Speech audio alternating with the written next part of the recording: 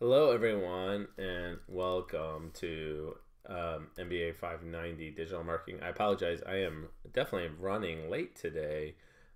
Somehow the day just got away from me, but hopefully many of you are just watching this recorded later. If you do happen to turn into the stream, um, you know, always great to talk to people. If you have any questions, it's useful to kind of push those up early in the conversation so that I can make sure that I get to them before I hang up. Couple of other quick comments. So I want to talk a little bit about the situation analysis and the tactics and marketing tactics and implementation section, and the analytical exam. So the analytical exam is right now being graded. Thank you all for your great work on that. I've taken a look at a group of them, and then the grader is working on the rest. So a couple of quick comments about what I've seen so far. I think that most people did pretty well on it in general. I think they're on the first question where it had to do with the A/B testing. I think the biggest thing that people ran into was that they suggested a change that was not necessarily something that you could easily test with A/B. So they'd say something like, we generally want to improve the website to increase enrollment in the newsletter, right? Well, I mean, that's kind of what the question was. So that's just kind of restating the question. The question asked specifically for some A/B tests that would help you see what changes might increase the enrollment, right? So that's probably the place where people lost the most points, was just that they didn't explain a test that could actually affect enrollment. On the second test, most everyone got it right. I don't think actually any of the ones I looked at had it wrong. Again, some people didn't cite where they got their answer from. They just put the answer down. And generally, I mean, that usually means you're using a calculator. I'd like to see a citation to where you got your work done. And so when you go to the group project, think about that. Don't ever put something down that you got from an external source without citing where you got it from. Right? The third one about the maximal return keyword phrases, I think this is one people had the most trouble with, and primarily because they didn't talk very much about high conversion rates or high customer lifetime values. They might mention them, but not explain why the words they were chosen had high conversion rates or high customer, or medium levels or whatever, right? So I think that's probably the place where people lost points. On the next question, this was an area where I kind of screwed up this question a little bit. What I really wanted was you to mention what the actual statistics used for search advertising are traditionally, which is clicks, impressions, click-through rate, and conversion rate, and cost per click, right? And given those numbers, you can compute anything you need. And then provide 3 additional KPIs. But I realized this question wasn't specific for that, and so it didn't say provide 3 additional KPIs. So I'm not going to count that off if you just presented the same KPIs. That being said, I think the biggest thing people got wrong here is that they said something like, you should use analytics to track this. And that's kind of what the question is. The question is specifically, what statistics, right, should you be tracking, and how would you calculate those statistics, right? That was really what I was looking for. And then finally, on the 5th question, I think most people got this one right as well. I did see one example where somebody accidentally calculated a cost per, assumed CPC meant cost per impression, not cost per click, and that resulted in the wrong answer. But other than that, I think most people got it right. Okay. Sorry, I was talking as if you were seeing the screen. I just realized you couldn't actually see the exam, but hopefully you understood which questions I was referring to as I went through them.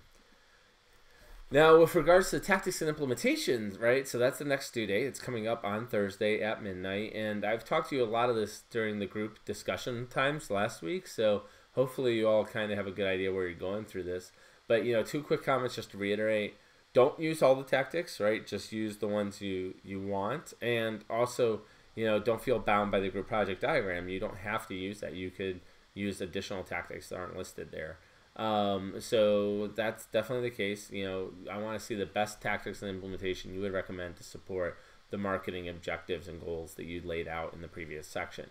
The other thing I would say is that with respect to implementation and control, right, make sure and cover this section. I want to know who would be actually implementing your plan if they were to implement it today, and what are some suggestions about how to course correct if things go wrong, right? So definitely, hopefully, you can explain both of those.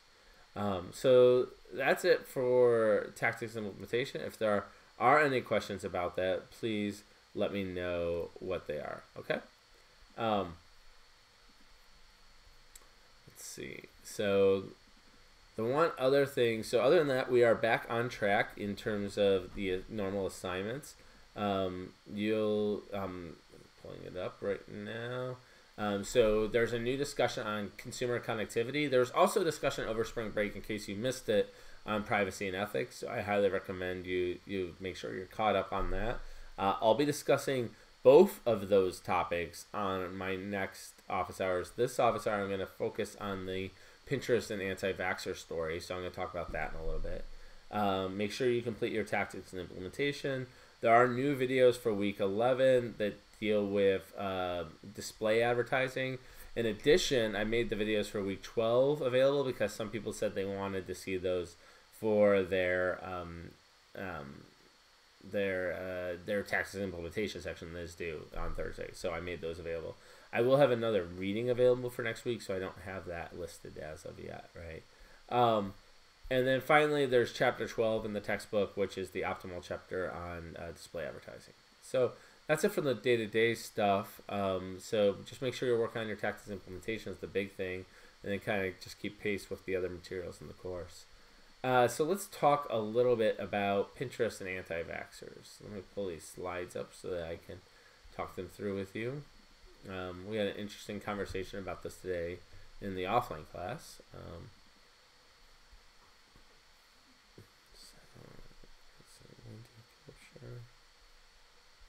Okay. Just gotta find the keynote window.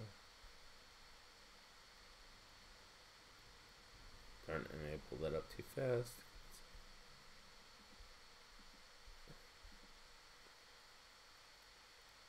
Why are you not showing keynote? Control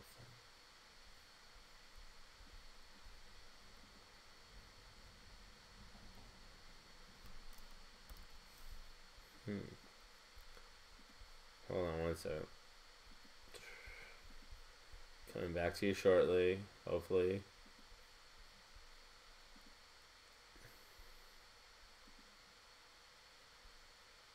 There we go. So, we're going to be discussing what Pinterest did with regards to anti-vaccination messaging.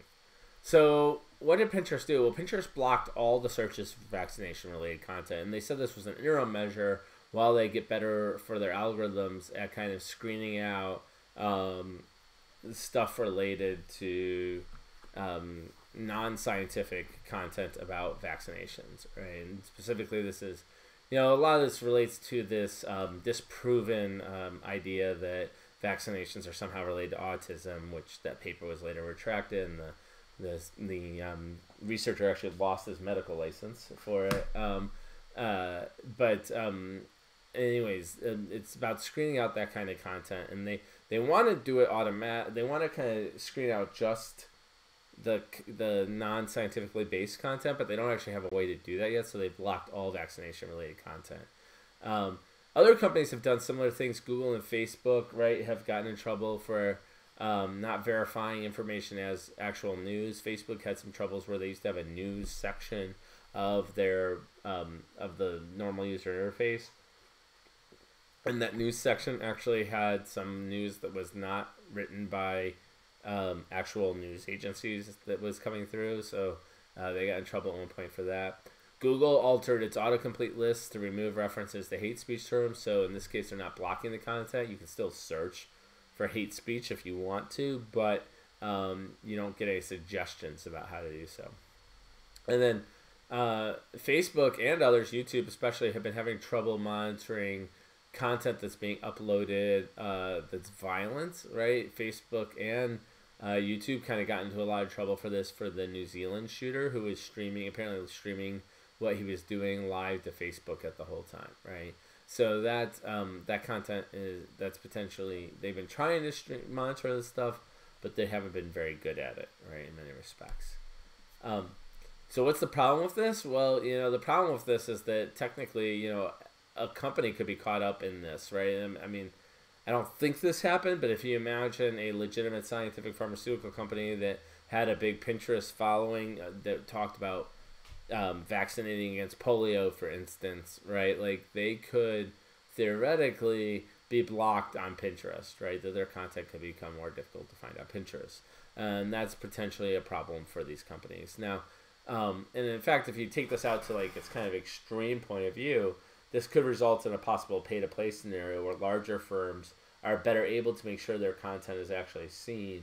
And this doesn't have to be like literally the larger firm pays Pinterest to show their results.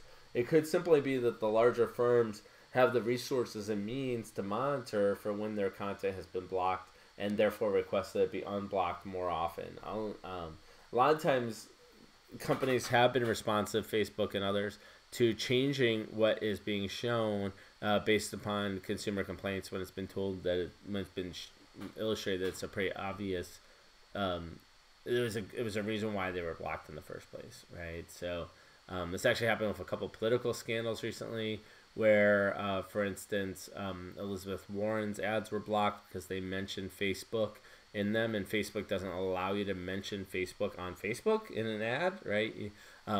Which has a perfect legitimate reason. They don't want people to say, this product is endorsed by Facebook when it's not endorsed by Facebook, right? But Facebook quickly realized what it had done and reversed their decision on that. So a lot of times, it's not a person making this decision to block Elizabeth Warren's ads. It was actually an algorithm that was making that decision. So all it took was a person to kind of do that, reverse that decision.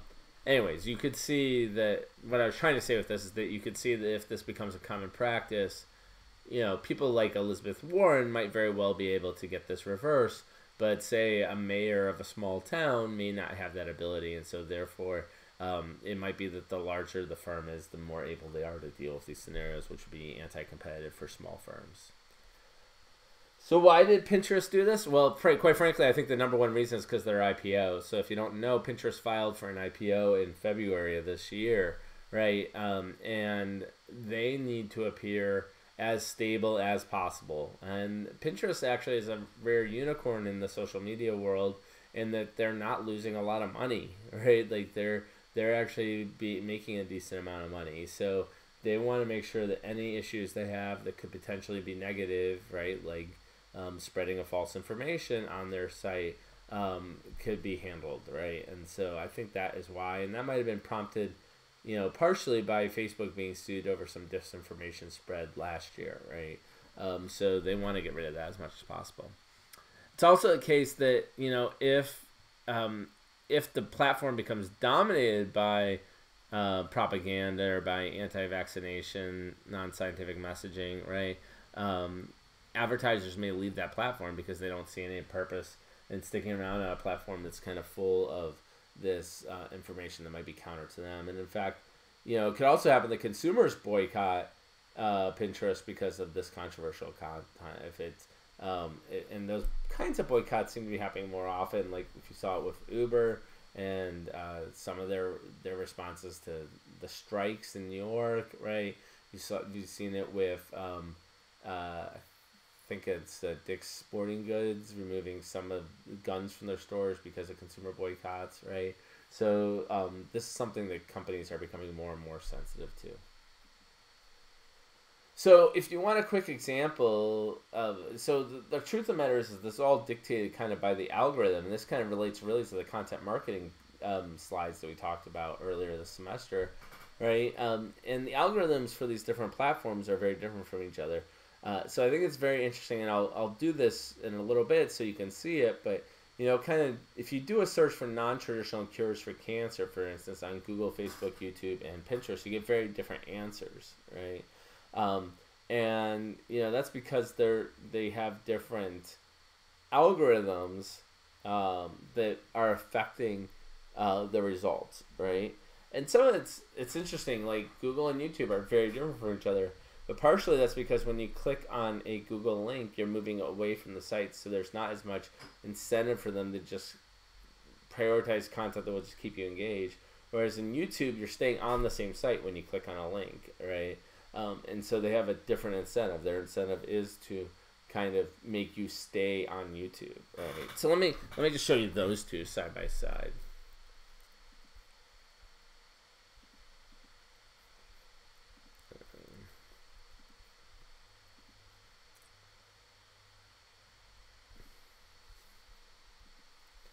Just kind of starting this up. Sorry, apologize. Okay. So here we have, so if we go to Google,